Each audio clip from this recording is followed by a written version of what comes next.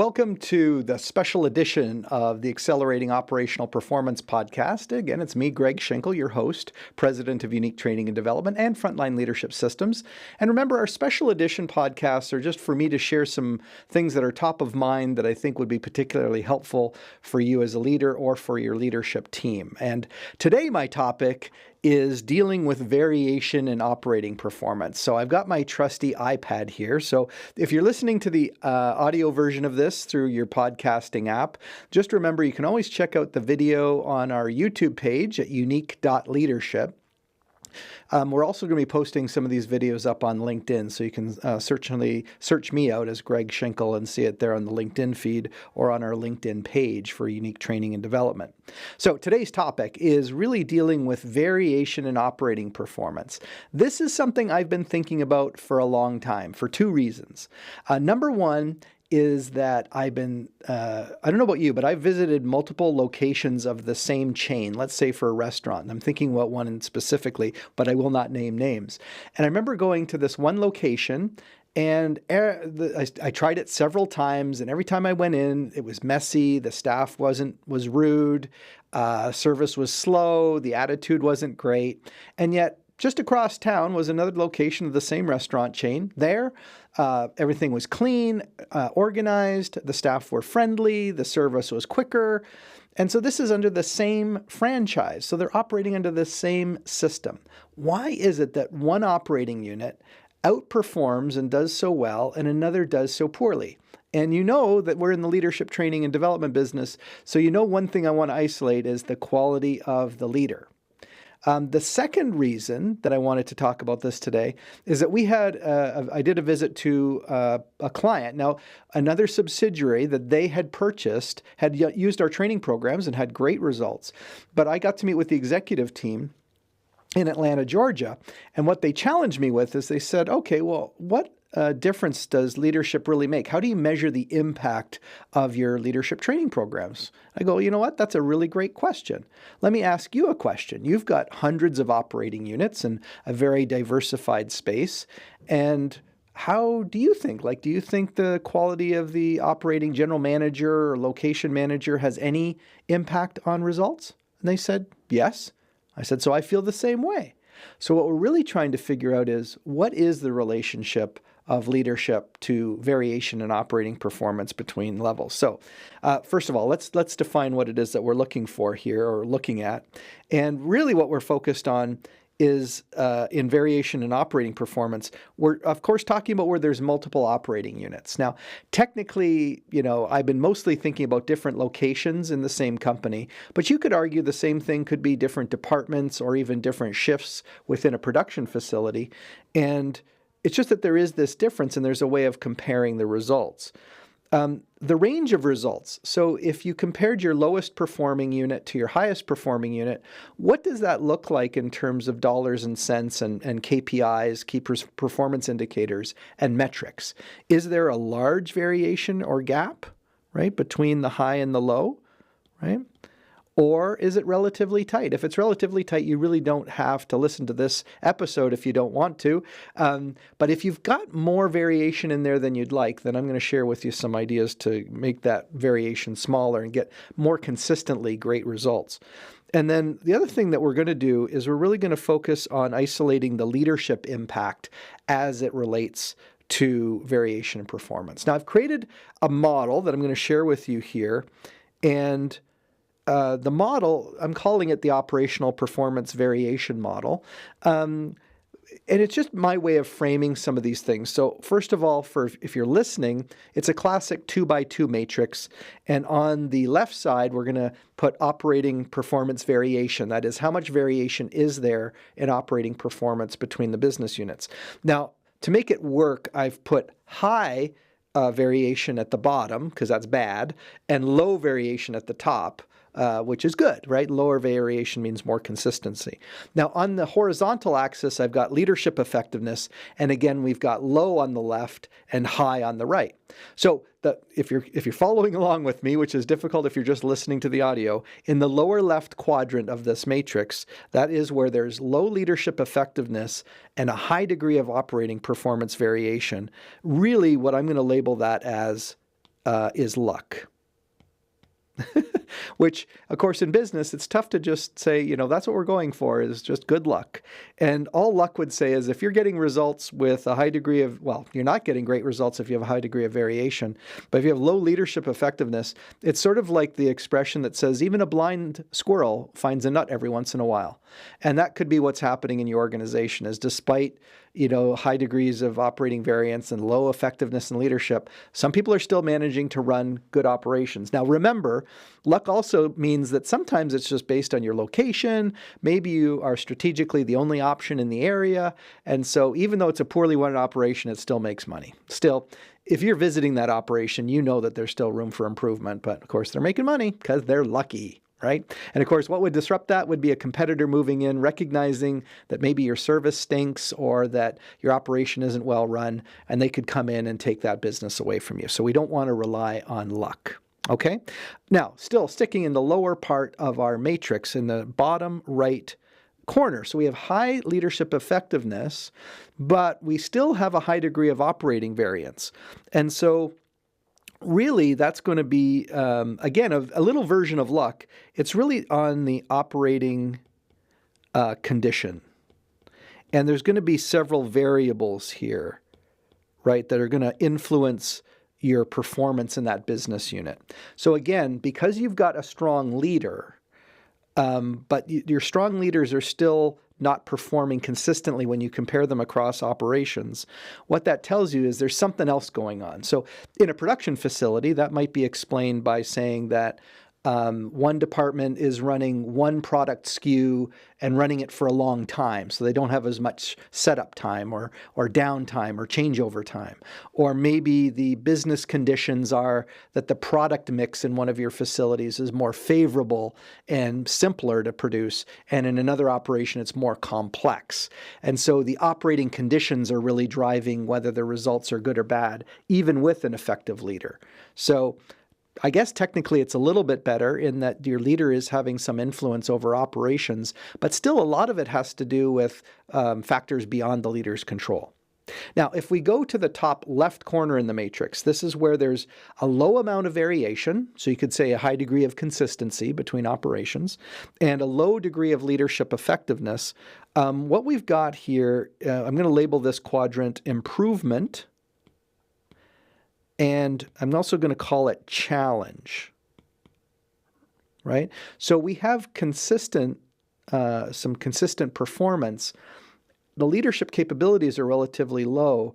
So it's also another spin on the word luck, I guess, because what we're getting here is the fact that we're consistently not great. And the leaders are still not as effective as they could be at driving performance. So there's lots of opportunities. And you as a more senior level leader are going to look around and go, gosh, we have so many opportunities, so much low-hanging fruit.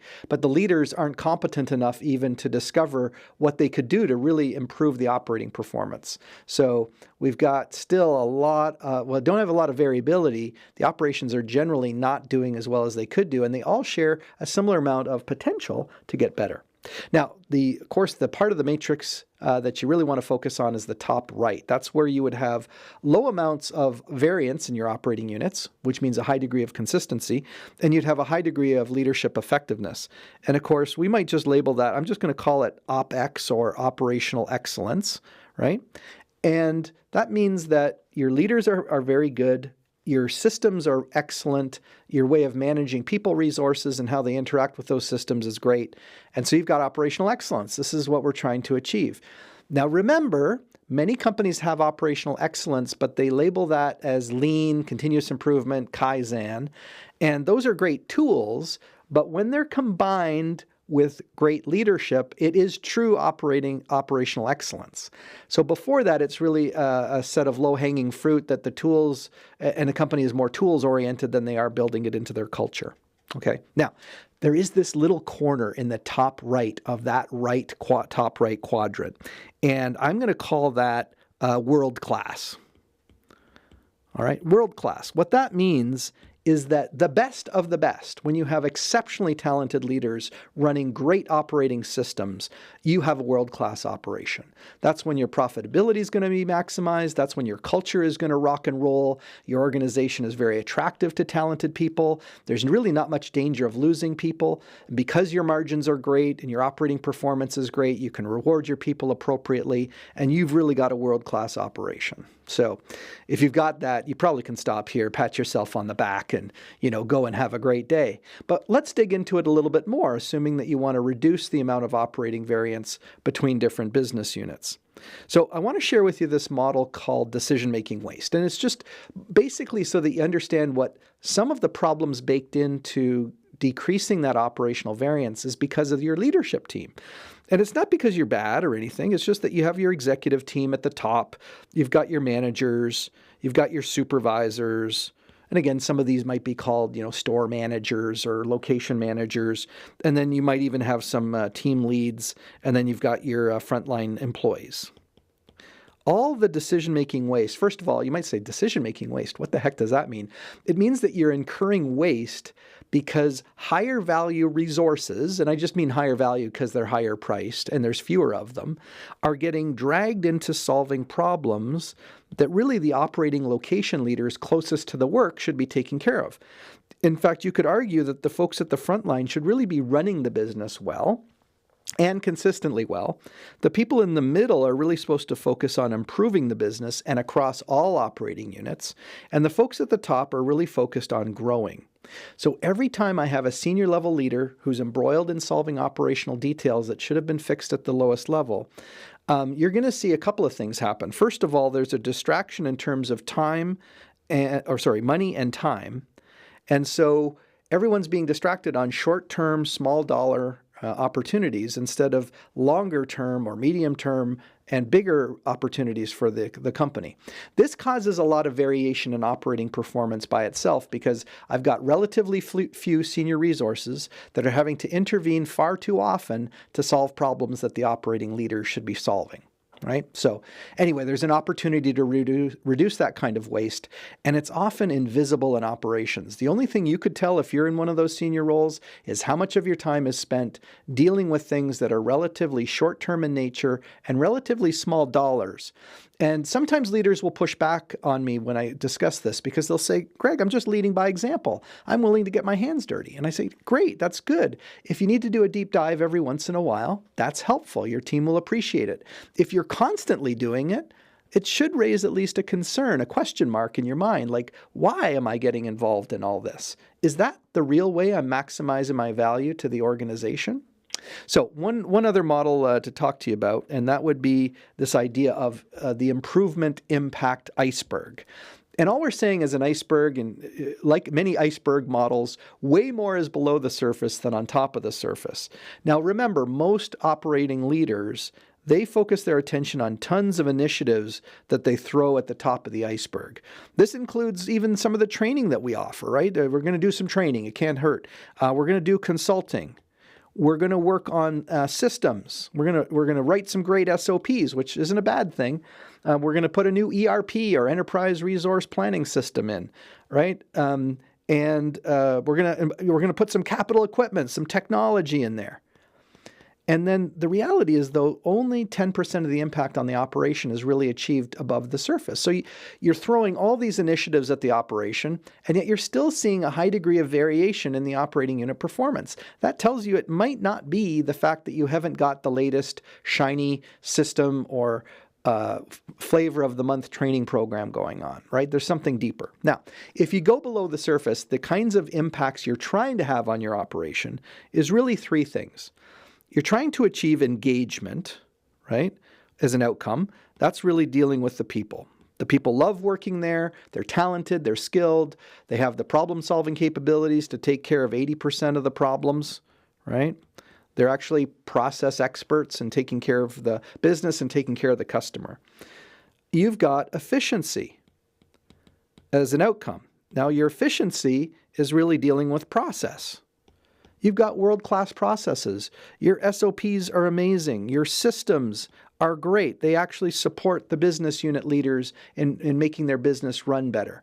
Now, I will say that a lot of organizations focus a lot of their time and attention on tech, systems, and process. And they wonder, why is there still this variation in operating performance? So the last outcome that we're looking for, which is probably the reason why you're in business to begin with, is economics. And that is profit. So what I want you to be thinking about is, up till now, you've probably just accepted the fact that there's going to be business units that do better and business units that do worse, and that there's probably not much we can do. Just some have more favorable business conditions and some have worse business conditions. And, we got the same SOPs, so, we'll just put up with it. And I'm thinking, wow, you're admitting defeat way too early. What you want to do is, if you want consistently above average profits, above average profit margins, knowing that your money is being well spent, you really want to have that profit outcome achieved, and not just achieved to the bare minimum, but achieved to its maximum potential. But really, what we want is even deeper. There's another layer to this iceberg. And what we really want to do down here is we want to win, right? We want a winning-driven team across the board. We want to win. We want to win the customer. We want to win against our competitors. We want to win against our potential. We want this winning-driven operation, all right? So knowing that that's the case, and knowing that I can't keep you here all day listening to this episode, I've got a couple of ideas for you. So in order to reduce the variance between operating units, by all means, you can start with a systems audit first. Make sure that your ducks are in a row in terms of your SOPs, the support system, audits, and checklists. It is important to do those three things. The area that we can probably most help you in is leadership effectiveness.